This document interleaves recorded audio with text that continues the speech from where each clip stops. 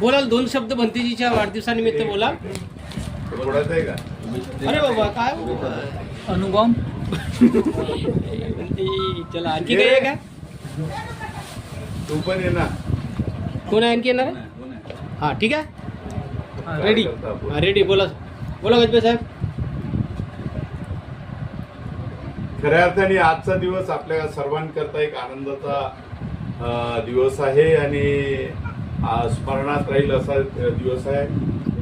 बिहारची लढाई लढणारे ते बोधगया आमच्या हक्काची आम्हाला द्या असा ज्यांनी संघर्ष संपूर्ण देशामध्ये केला, बुद्धगयेला केला, ते भदंत हर्षबोधी यांचा आज वाढदिवस आहे.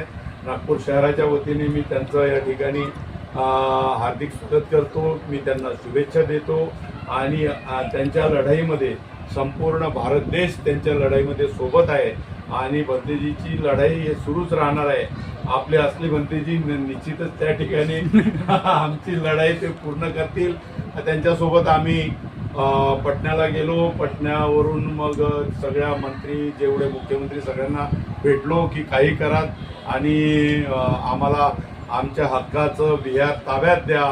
त्यावेळेस देशाचे सामाजिक न्याय मंत्री माननीय रामदास आठवले साहेब सुद्धा उपस्थित होते आणि अनेक भंते त्या ठिकाणी त्यांच्या नेतृत्वामध्ये त्या ठिकाणी भेट दिली.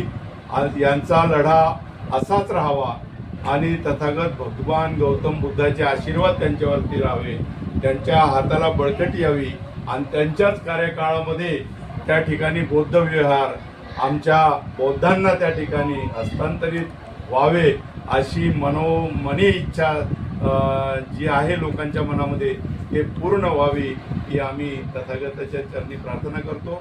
आणि त्यांना वाढदिवसाच्या, आता वयाचा आम्ही विचारणार नाही त्यांना की आता किती वर्षाचे झाले काय झाले, पण ते आजही तरुण असे आमचे बंधनच आहेत आणि लढाईची ताकद आजही त्यांच्या मनगटामध्ये आहे. तर आमच्या भंतेजींचा आज वाढदिवस आहे.